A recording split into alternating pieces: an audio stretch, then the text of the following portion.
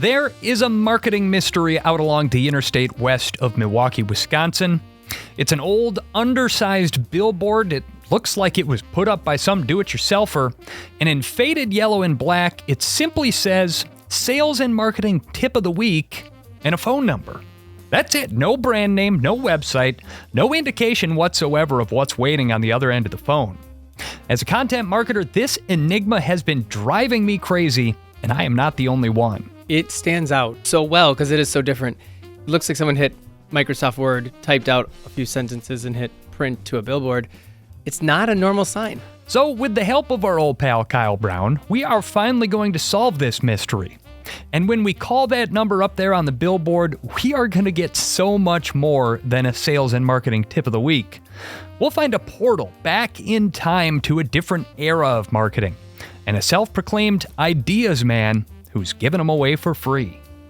I'm Dusty Weiss from PodCamp Media. This is Lead Balloon, a podcast about irresistible tales from the worlds of PR, marketing, and branding, told by the well-meaning communications professionals who live them.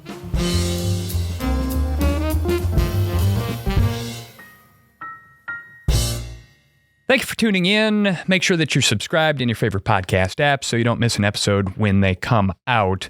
We are joined today by a regular guest on the Lead Balloon program. In fact, our most frequent guest over the years that we've been doing Lead Balloon. Kyle Brown is a marketing strategist. He has worked at companies including Kohl's, including Harley-Davidson, including other brands that you have heard of. And he joins us now to lend a little bit of expertise, not necessarily as a marketer, although we're certainly interested in that part of it, but also as a Wisconsinite who drives down this very same stretch of highway that I do, because I don't know about you, Kyle, but the first time that I saw this sign, I was struck by its simplicity, and I was struck by the fact that someone would actually do this. Struck is probably the best word. It stands out so well because it is so different. You know, it looks like someone hit Microsoft Word, typed out a few sentences, and hit print to a billboard, but it's not a normal sign. It's the equivalent of like, when you're in college and you, in like the common area, someone put up like a little pull tab sign saying like, Dog walking services. I'm selling a futon, and just like rip off a tab, and versus like a professionally typical marketing billboard or poster or something like that. Well, and as marketers, we also have to discuss the sign itself. This is a non-standard size. It is a non-standard layout.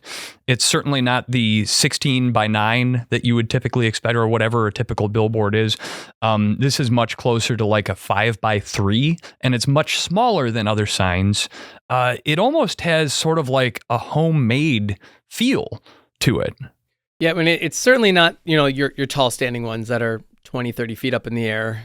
Mass vinyl printed canvas stretched out and rolled on, printed in a shop. The other thing that strikes me is that on a typical billboard, there's going to be some signage, much, much smaller, obviously, down at the bottom usually, that says Lamar or Clear Channel Outdoor, or identifies who actually owns the sign and leases it out. And this has no such thing. Which also would then lead me to think, like, either this person owns the land, or this person's cousin or friend or someone is just doing this as a personal deal and has constructed their own structure, to put up this very interesting and unique sign. And you can see very clearly this is not a typical billboard rental. This is not some big brand advertising its presence to the world. In fact, it doesn't even say who's put the sign out there. What else do we know that it is not? Well, you said it's not a typical rental, and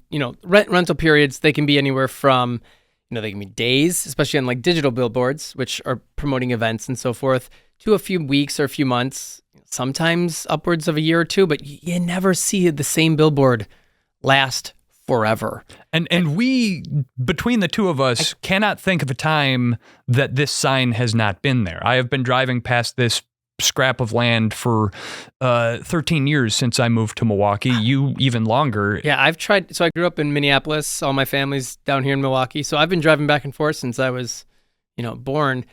And obviously I can't recall every billboard I've seen, but I can't recall a time where I don't remember seeing it. I mean, this has to be over a decade old. And I've driven this road a lot of times, and I've probably seen this billboard hundreds of times now, and it has not changed. It hasn't changed. It perhaps hasn't even been maintained because it looks fairly weathered. There are a lot of different things that this could be. One of them would disappoint me to no ends because I look at a lot of billboards as a marketing guy, and one of the worst ones that I ever see is, oh, we caught you looking.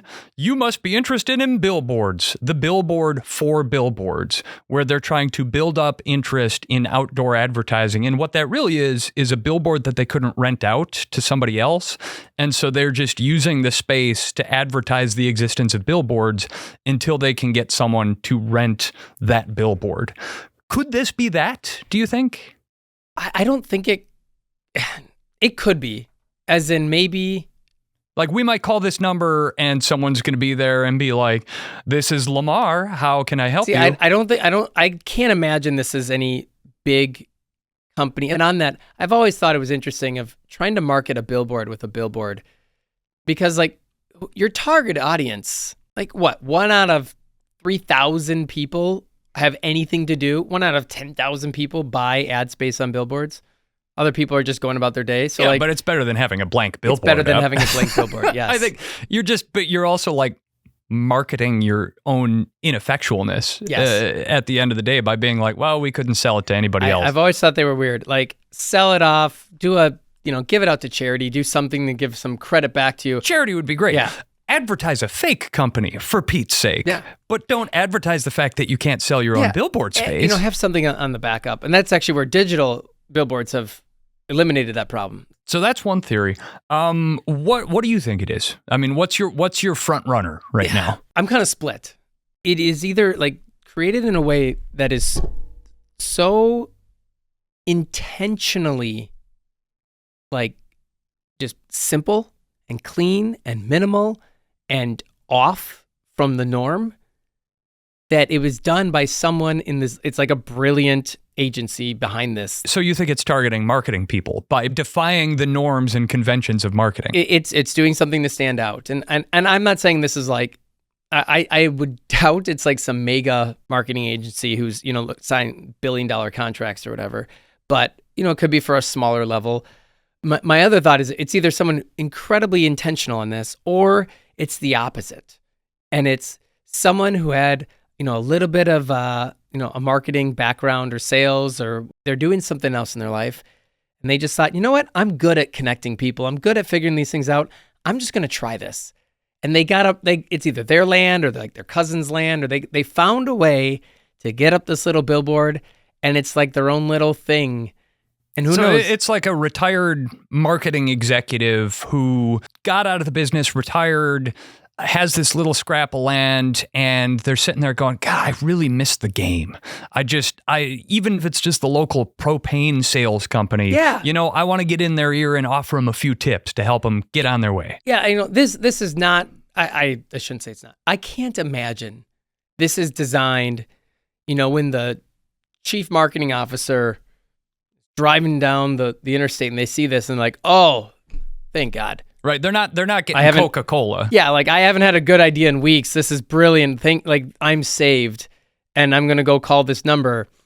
Quickly, let me write this down or text it real quick while I'm driving by at 80 miles an hour.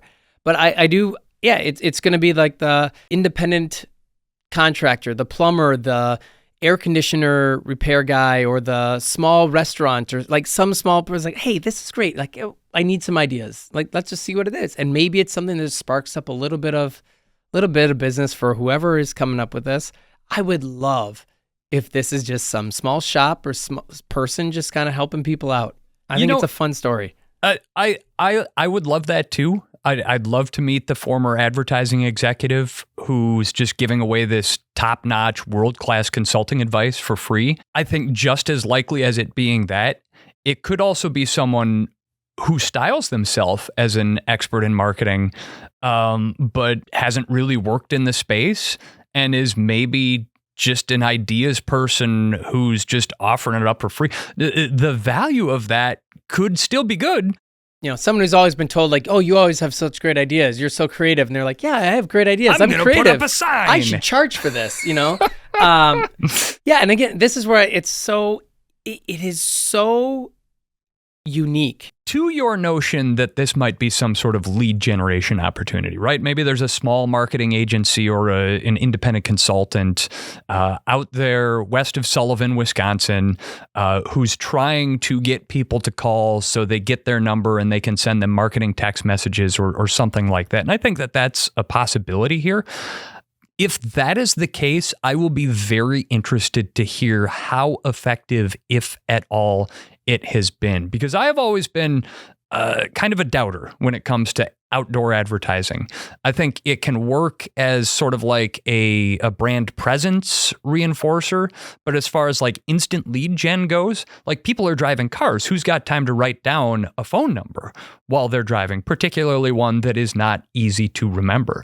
And so if this is a lead generation opportunity, I want to know how many leads they've gotten from it. You and I travel down that road when we're going from A to B. But for the community that lives around here, this is your daily traffic, your daily commute. You know, you live in one town and you work in the next town over, you go by that billboard every day. So, you know, maybe if this is a local thing, you've seen that billboard every day and you're thinking, so maybe you're picking it up, but they're just offering free tips of the week, which have there been like 800 tips generated over the 10 plus years? Your tip of the week. Have you ever thought about periodicals? Yeah. There you go. Like, what are these tips? Like, what are we going to get from this? I would love if there was a tip that existed before like the concept of social media marketing. Like if it was just that old, it would just be a time capsule of the marketing and communications. I think maybe the most disappointing thing that you could hear would just be like we're sorry, this number is no longer in service. Like, oh. That's where we just throw out the tape. That would probably confirm our theory of this is just someone who had an idea and had some fun. All right. Well, I think those are all the theories. I can't think of anything else that it would be. I think we've got one thing left to do here, Kyle. Make a call. Let's find out what we've got here. So if this is lead gen, I am going to be sacrificing my number to whatever sorts of spam texts I can expect to get. But let's go 262 548 1880. Here we go. The number you have reached is not in service. This is a recording. Oh, that can't be all. Come on. Should we try it again? Let's try it again. Did I get the number wrong? But we didn't have the wrong number. Imagine then our crushing disappointment when we confirmed that the number was no longer in service. We had such high hopes, and I was sure that there was a story there, so we decided to try Plan B.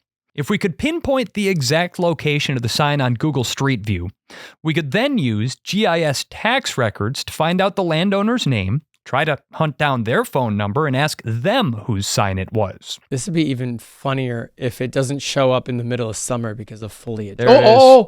Got it. That's the spot. There it is. Wait, zoom in.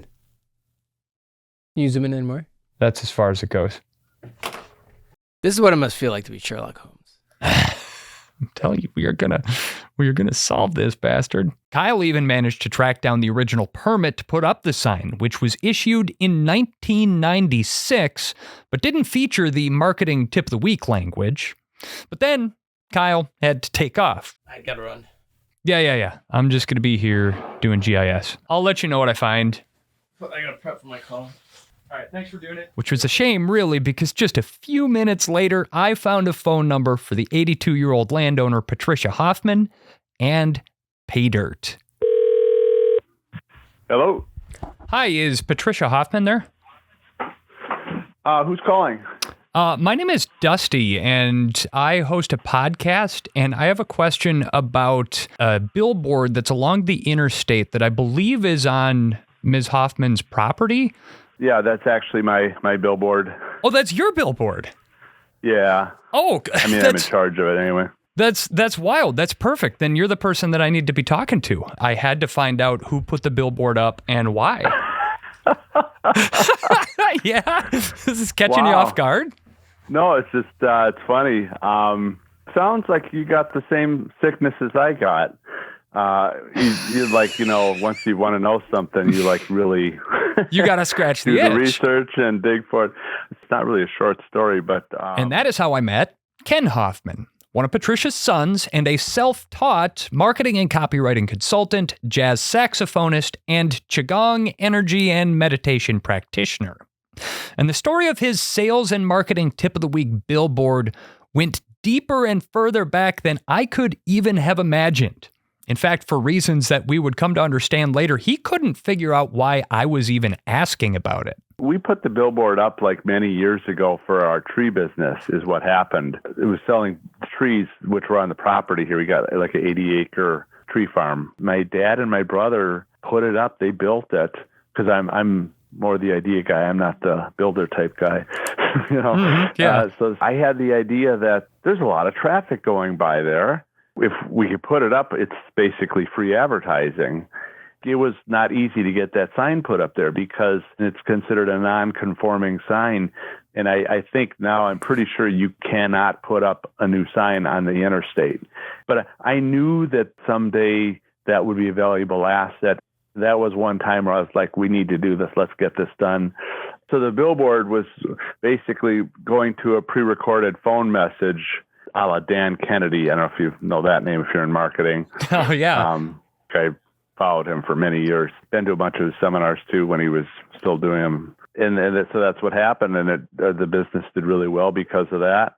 But that business went defunct, and so the billboard was just sitting there, and I'm like, how can I use this to make some money? I think it might have been actually a Dan Kennedy. That's where I got the idea from, was many years ago before the internet and before all this stuff. It was like the idea of running classified ads with a phone number and offering a free report. So it was kind of a tweak on that idea. So my buddy and I, Kyle, we had all of these theories, and one of my theories was that, it was someone in the marketing space who wanted to use it as like a lead generation opportunity where they put it up there, and then people who are interested in it will call the number, they'll get the tip of the week, and then they're into your marketing pipeline, and you can talk to them about, hey, I'm a copywriter. Were you running like an independent marketing agency kind of a thing? Where were you based, and what's your background in marketing? Well, I actually, it wasn't really an agency. It was more like I started out calling myself a copywriter and then very quickly switched to being a marketing consultant just for positioning. Yeah, I've kind of got a strange story, but I'm a jazz saxophonist, and that's why I got into marketing. You know what? That makes more sense than you think. I know so many musicians who have gotten into marketing because of the creative outlet and the similarities, the parallels between music and marketing. That is a story as old as time, Ken. In fact, the more I talked to Ken, the more that I started recognizing a pattern in his story. You see, growing up in the West Milwaukee suburbs, where his father was an entrepreneur, Ken went off to study music at the University of Wisconsin in Madison, go Badgers. And after he graduated in 1987, he spent years pursuing his passion in music, but supporting himself with a series of odd jobs, pitching in with the family's business affairs and side hustles. I had the opportunity to play with a bunch of really big names, but as a background person. So like Natalie Cole, The Temptations, Ray Charles. I was basically just like a hired gun. They'd come to town, whether it's Milwaukee or Chicago. I was a staff musician on Princess Cruise Lines for a few years, traveled all over Europe. And that's a great way to see the world, yeah. Yeah. It's a tough lifestyle, better than the road, but great opportunity. I was on the road with the Tommy Dorsey Orchestra performance. That's my only road time. Went to school at Northern Illinois to get a master's degree in jazz, which was kind of nuts. And tried to do the college teaching thing, massive competition. So I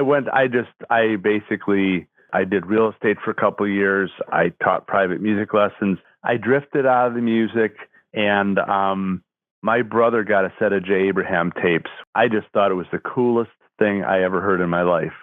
To hear the concepts and the ideas about marketing, it just blew my mind.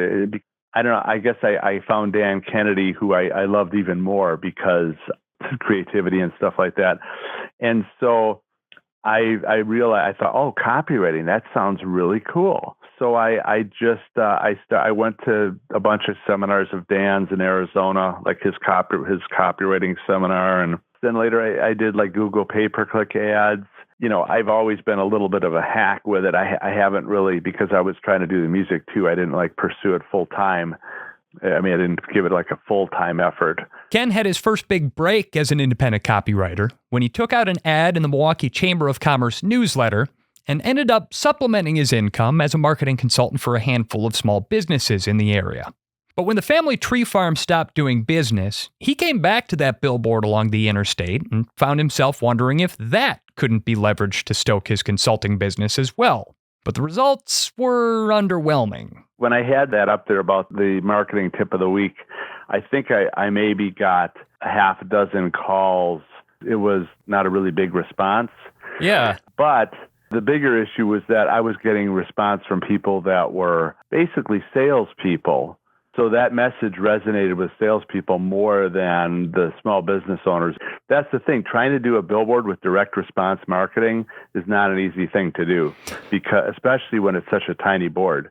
And a tiny board and along the interstate where people are flying by at 70 miles an hour and might not have a chance to write down a number. Yeah.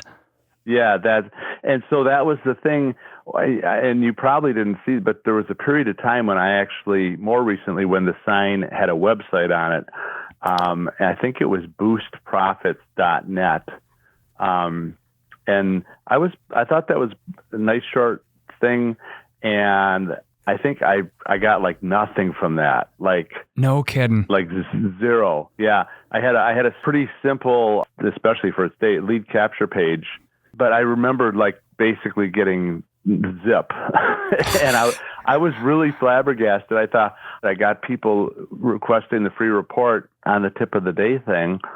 But when I did this simple website, and ironically, when we had the tree business, there was a website on there. Like after we did the phone number, I think my brother had the idea to put a website up there. It totally went crazy. It slayed. Yeah. It's like we had all the business we could possibly handle from that. Because when it worked 20, maybe 25 years ago. And so things were a bit different. People, they weren't quite as frantic, let's say, as they are now. And what I've learned from it is that, me trying to do business to business type of a thing is just way too narrow. Even if the billboard is free, it doesn't work. And part of it is, I think you're right, two people driving faster and faster and having less attention span. I've talked to the world's famous Gary Benzavinga. I'm not sure if you're familiar with him. Okay, yeah. He's just like top of the A-list copywriters. But I had a conversation with him, and he said, you'd be better off renting the billboard than trying to put something up there, because it's a pretty hard direct response medium. Well, it's a very, very niche thing, right? And it's the kind of thing where your message is going to maybe apply to 1 out of every 1,000 people that drive past it out there. I'm just ballparking figures here. It's just a numbers game at the end of the day. Yeah, and the numbers is, I've always been, it took me a while to kind of get that into my head about I'm a creative guy, but it's like the other half, the knowing the numbers part, it's just as important. It's not an easy thing to try to bring something that most people don't understand, like direct marketing. It's a little bit of an uphill battle, with small business owners, or at least it felt that way to me. It may be different today, probably would be today, because of the internet. Everybody kind of has a better idea about testing and basing advertising on results and response rather than just like sort of brand awareness and stuff like that. You really are just a self-funded creative polymath who's just kind of dabbled in a little bit of everything over the course of his career and is still just kind of improvising, still just doing jazz all these years later. Yeah, I've never been called that before, the polymath thing, but I think the shoe fits, right? The number one thing for me is creativity, and the way that my mind works is I never have a problem with coming up with new ideas. That's like a non-issue. It's more of the implementation It's and the like follow through. Yeah. In fact, the other day, my teacher said, Ken, you are an empath. And I've been told that many, many times as far as like intuition and creativity and deeply internal. And it's taken me quite a long time to fully appreciate what that means and how to use it. And channeled correctly, it can be a superpower. It really can. But to be endlessly curious is to also be endlessly distracted, at least in my experience. Yeah, I would say that's my greatest challenge is the distraction. That is absolutely true. But as much common ground as we discovered as endlessly curious polymaths, Ken and I kept coming back to one key disconnect. The very reason for us having a conversation, that weather-beaten sales and marketing tip of the week billboard along I-94 west of Sullivan, Ken put that up more than 20 years ago. And in the years since then, it was covered over by newer iterations, and then he eventually started renting the billboard out to other small businesses, which covered it up with their messages. And then he just kind of moved on and forgot all about it. It's so weird about a billboard that's been basically dormant for, it's been nothing up there probably the last 5 years, I want to say. Mm-hmm. So that phone number that the billboard links to, that doesn't even to connect to anything? That's just out of service now? I think so, because I think that was a voicemail number. And after that, there was a website on there, and then there was the Boost Profits. And it's hard for me to comprehend this, because from what you're telling me, it sounds like a layer of the sign maybe came off. Did it look like yellow plastic? Yeah, with like black? Yellow plastic with black letters. Yeah, and so whatever was wrapped around it came off. Yeah. There was a sign. There was a. Well, there's two different sides of the sign too. Through the years after that, we rented it to other people's, and like the pottery place in Lake Mills, and so I'm like trying to rent it again, but I never like make the calls. It's like one of many projects. Right, you got a long to-do list, yeah. Exactly. I might have to look into getting that phone number back. Somebody's still calling it. It's me. So ultimately, while our theory that the sales and marketing tip of the week billboard on I-94 was some wildcat marketing strategist lead generation honeypot was not far from the mark, it turned out to be so much more than that. A time capsule from a marketing era before pay-per-click and SEO and email marketing. The marketing gurus of this era didn't run LinkedIn profiles or Substacks or TikTok accounts. They sold cassette tapes and ran classified ads for paid seminars. And anyone who was so inclined could slap up a billboard and try to get in on that action. So like a dinosaur skeleton buried in the ground, this relic sat there for years under layers of vinyl until the elements laid it bare again along the interstate to pique our curiosity and prompt us to dig in. And while he may have forgotten all about that billboard, it's probably because Ken Hoffman has moved on to other interests. His latest professional pursuit is attractingcoachingclients.com, where he offers to coach aspiring business coaches. He looks after his mom and their property, of course, is looking to play out again as a musician, and has taken a strong interest in the Chinese energy and meditation practice, Qigong. One thing that hasn't changed, though, while his interests have evolved, Ken Hoffman is still, let's say, professionally ambiguous. I turned 60 last year, and I'm at a point where, like, I want to be doing the marketing again, I want to be doing the music again, and I want to be doing the Qigong. So I've got a large task. But essentially, my nature has always been to be more interested in ideas and concepts. I've always been such an introvert. And ironically, to be a great copywriter, it's all about putting yourself in the shoes. And I've been able to do that pretty well when it's on paper, but it's taken me a long time to be able to do that in real life with real people.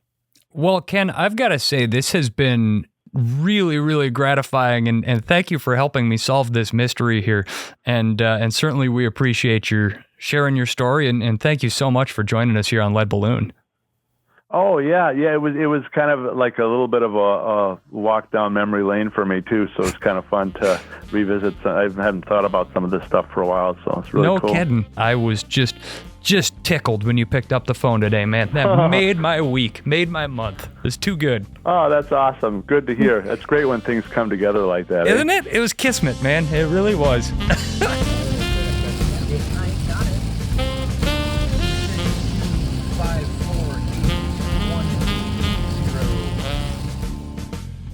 Special thanks once again to Kyle Brown for helping me solve this little mystery. And of course, Ken Hoffman for sharing his story with me, his life story, really.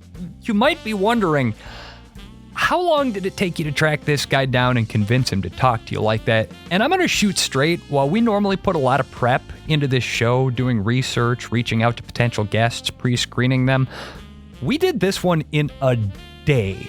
Kyle and I batted a few ideas around. We started digging in. I found the phone number. I called it. Ken picked up the phone, and he spilled his guts to me. I guess it's a superpower that I've had since my days as a news reporter to get people to just open up like that to me. I don't know how I got it. I don't know why I have it. I'm just always super grateful to the folks who choose to trust me when I call up and start asking questions. So thank you, Ken. Thank you for filling in the blanks on this one for us. And of course, thank you for tuning in. Here on Lead Balloon, I like to think that we're like Freakonomics for PR and marketing professionals, meeting the people and telling the stories that make this a fascinating field in which to work. So we hope to see you back here in this feed again sometime soon. Follow us in your favorite podcast app. Lead Balloon is produced by PodCamp Media, where we provide branded podcast production solutions for businesses. Our podcast studios are located in the heart of beautiful downtown Milwaukee, Wisconsin. We work with brands all over North America to help them launch and build podcasts that work. Check out our website, podcampmedia.com. Music for this episode by Ryan Saranic. And until the next time, folks, thanks for listening. I'm Dusty Weiss.